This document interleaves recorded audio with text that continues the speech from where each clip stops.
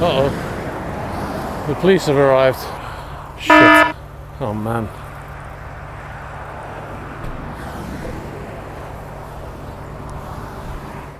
Alright, good morning guys. Welcome back to the channel. So, I'm beaming today because today I'm leaving Genoa, although I love Genoa, but it's time to go home. I'm very excited. It's very early in the morning. It is, I don't know if you can see that.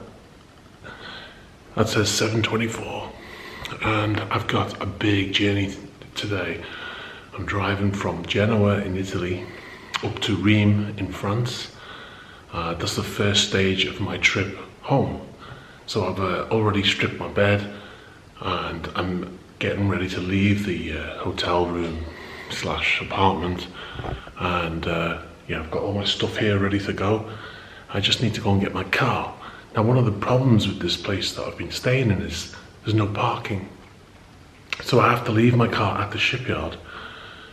So I've got to leave here, leave all my stuff, walk to the shipyard. It's about 25 minutes, pick my car up, bring my car back here. I'm going to drive straight into the middle of the plaza, or the piazza, and pack my car and then get on the road. We're on the road.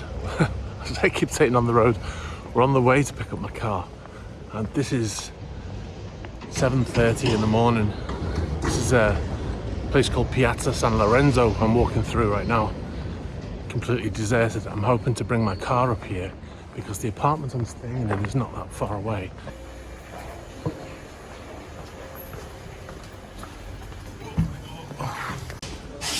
Have you ever wondered why Italians have small vans?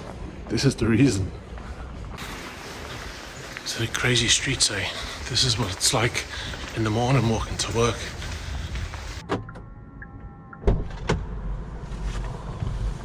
Oh. Okay. Right, the place that I'm going to load up my car, you're not strictly allowed to drive in there in your car, but I do see vans unloading stuff in the mornings, so I'm figuring unloading, loading, you're okay. Now I have to drive on a pedestrian area to get to it. So I would say that in Genoa, in the middle of a pandemic, a right-hand drive, UK registered car driving up the main street in a pedestrianised zone is going to be quite the eyeful. Right, here we go. This is the pedestrian zone here. I hope I can get in. I'm not sure if they've got any of those passes with the... Oh no, I can get in. Here we go. It's a limited traffic zone. Right. I'm gonna see some... Oh, it's starting to get busy already. Oh dear.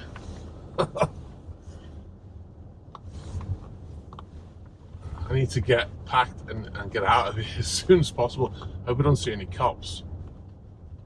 This douche.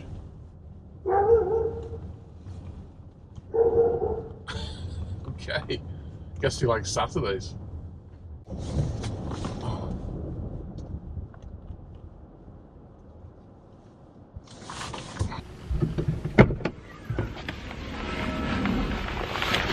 One of the great things about not having to fly, like I said, is you just throw everything in the back of the car and away you go.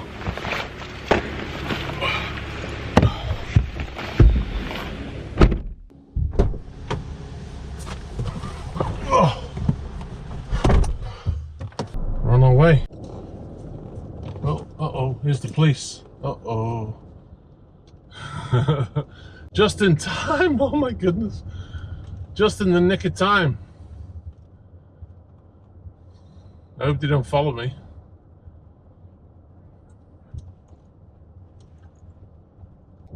In 2 months' time, I'll get a ticket through the post saying I have a fine of €500 for coming in here without a permit.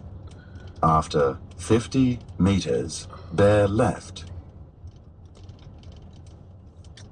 Yeah, thanks for that. Bear left. It's the only way you can go. Turn right. Crackhead. The actual homeward journey is occurring. Finally. Woo! So I'm about to head onto the Autostrada, the motorway, and this is where the fun begins in a right-hand drive car. When you're driving through a toll booth that's on the left-hand side of the car. I hope this is one that I can get a ticket from. Right, seatbelt off, window down.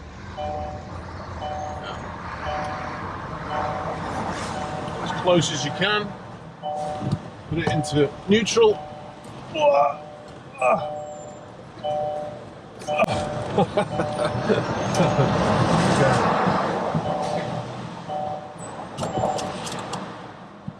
Back in gear, window back up. That was back in gear, window back up, in case you don't understand my language. Alright, and we're on the Autostrada. Now luckily, when I get to France, that won't be a problem because I have a toll pass. So this is the new bridge. This is the replacement bridge for the one that fell down a couple of years ago.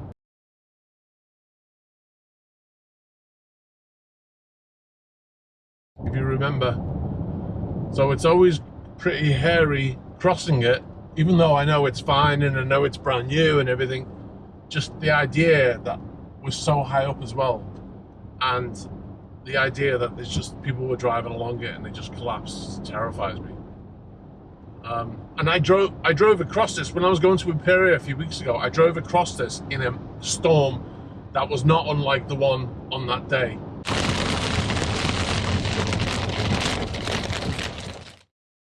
Alright, so I've been on the road about 20 minutes, 25 minutes maybe.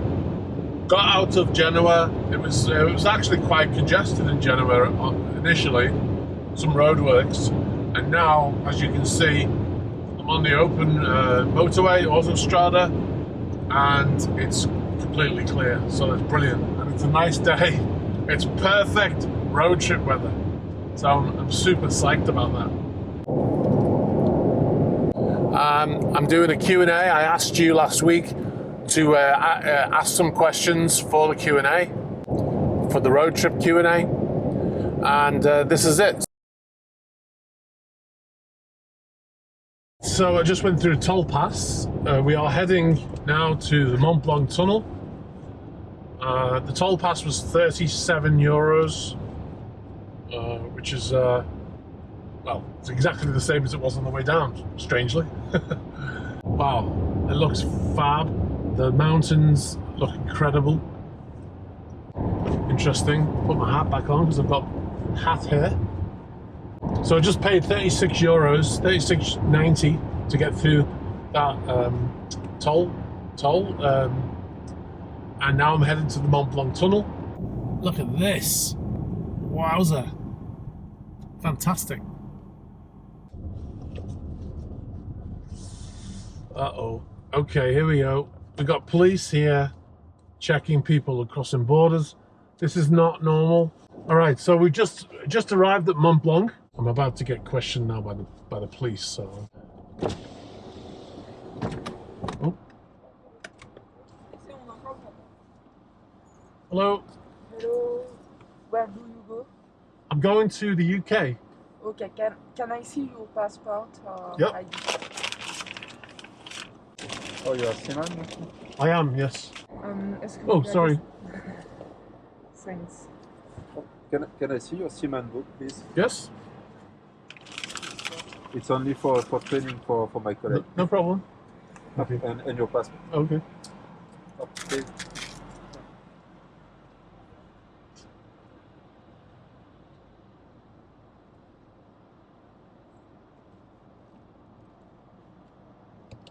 So he has to see my seaman's boat, and he said it's for training.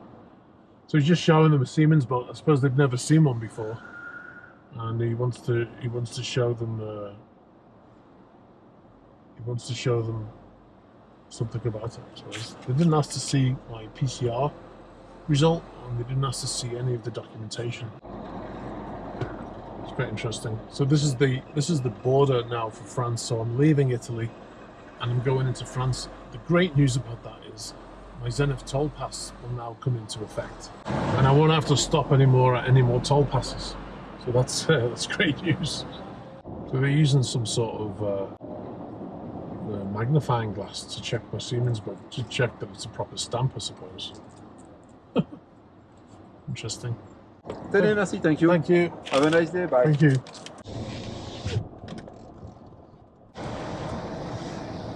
Hello. What do you need? Just payment? 62 euros. Dios mío. Oh, 47 euros. Okay. 47 euros 40. Let me take this off. It was 47 euros. So this is the Mont Blanc tunnel, and it's 11 kilometers long.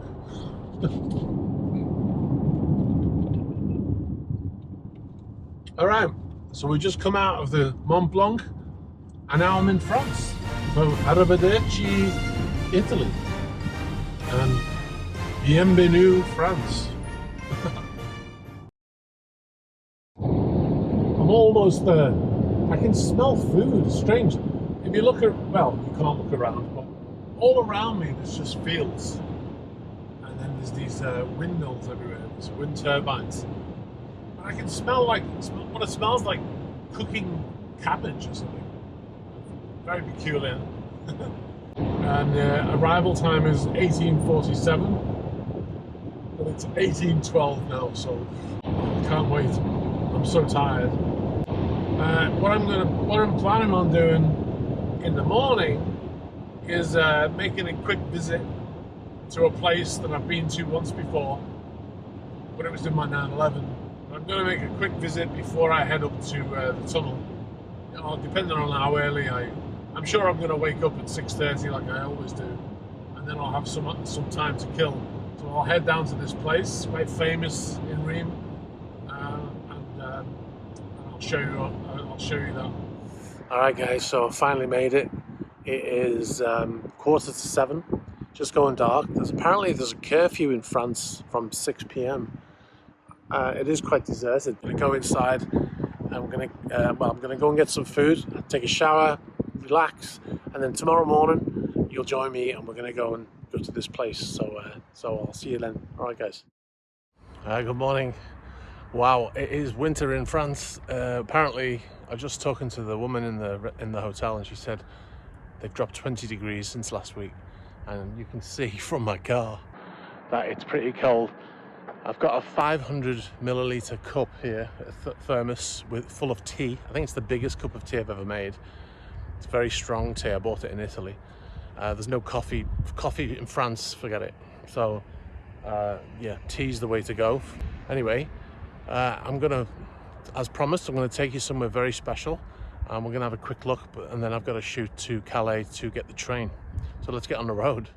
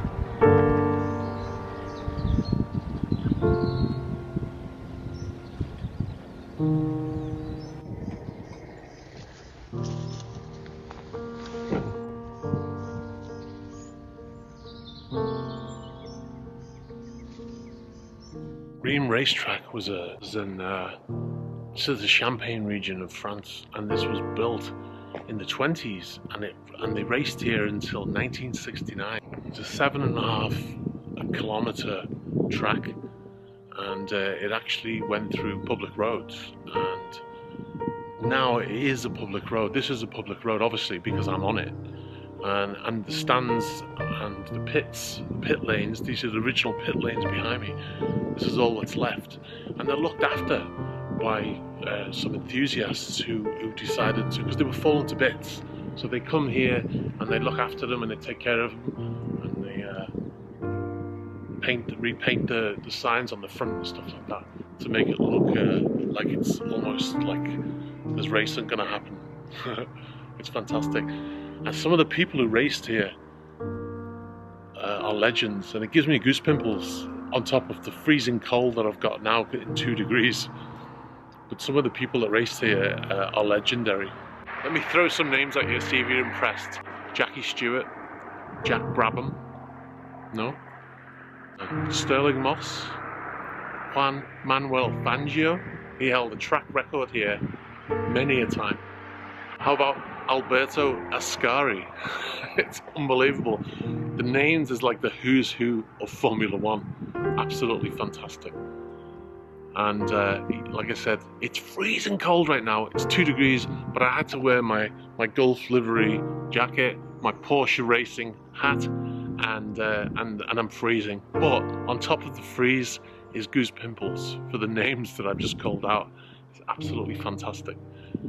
It would be a great, weather is fantastic. It would be a great photo opportunity for my 911 right now, but unfortunately it's not here. But I do have some photos from the last time I came, the pre-gold wheels, so I'll put those on the screen. But what a legendary place.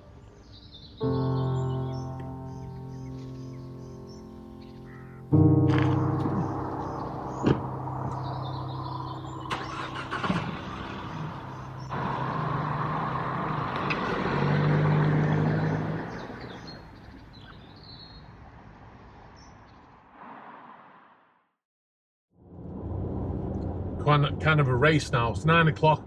That was my limit for time I had to leave. So now I need to make good way to get there, so I'm not late for the train. All right, guys. So back on the motorway. My sat nav just told me I've got 260 kilometers to get to Calais, and it's about 2 hours 15 minutes. My arrival time is 11:20, which is perfect because my train is at 12:20 and it says I have to be there 45 minutes before. The thing is with the train is I've arrived early before, like 2 hours early sometimes, or I've arrived 20 minutes late. They just put you on the next train. I suppose theoretically they could charge me a fine for being late, but they never have. Nice day again. Perfect road trip weather, even though it's getting warmer. It's 4 degrees now. All right, so I was happily driving along, listening to Joe Rogan, talking to Elon Musk. I think it's Joe Rogan's 1609. I think it is. Brilliant. If you're interested in Starlink, the internet system he's building, he talks about it. He talks about a lot of things. Anyway, I've slowed right down now because, stupidly, I'm sitting here, you know, listening and just driving. It's basically a straight line. And then I just glanced down at my fuel, and the fuel says 0. And the light is orange, telling me I need fuel. Now, in my Porsches, I know I'm comparing it to a Porsche now, but when I get low on fuel, there is no ambiguity. It's telling me constantly I need fuel, and it tells me the range and it pops up. But this car apparently doesn't do any of that. It just basically lets you run out of fuel. There's an orange light on. I'm not blaming the car. It's definitely my fault. But a little warning might be good. There's a digital display in the middle of the screen. Why doesn't it just say range, you know, red light, or whatever, you need fuel? But it's not saying any of that. So then I've changed my sat nav to find the nearest fuel station, and it's at 22 minutes away. And the needle, like I said, is on 0. So basically I'm on fumes right now. So I've slowed down to the optimum speed, which is, what, 55 miles an hour? About 90 kilometers an hour. I'm just hoping that I don't run out of fuel, because I have no way to know now, because I mean there's very little fuel in the tank, let's say. So yeah, so I'm terrified now. If I run out of fuel here, then I'll miss my train, and then I'm in a world of hurt, as they say. I'll have to call, you know, the breakdown people. I don't even know whether they'll come if I've run out of fuel. And otherwise, it's a long hike to the nearest fuel station. I've got 17 minutes until I get to that fuel station. Hopefully the fuel station is open, because it is France after all, and it's Sunday and a pandemic. And this sat-nav doesn't seem to know if the fuel station's open or not. It just tells you where the nearest one is. If that one isn't open, then I'm stuck. I don't know what I'm going to do, but let's just hope for it to be open. Wow, so this is turned from a nice day, nice relaxing drive, to a roller coaster ride. Because now I'm freaking out. So anyway, at least it's not snowing. So anyway, where am I? So I'm about well, I'm about an hour and a half away from Calais, I believe. I've changed my sat nav now to reflect the emergency that I'm in. I'm just south of Lille, and yeah. And anyway, let's see. So it says I've got 23 kilometers to the fuel station. Unbelievable. Uh-oh. Oh no, I've run out. I'm running out of fuel. Oh no! Oh my god. Uh-oh. Uh-oh. The police have arrived. Shit. Oh man. I've just phoned up Green Flag, which is my breakdown, and they said because I'm on the motorway, the French law says that they can't assist me on the motorway, so I have to get off the motorway before they can assist me, but I've broken down.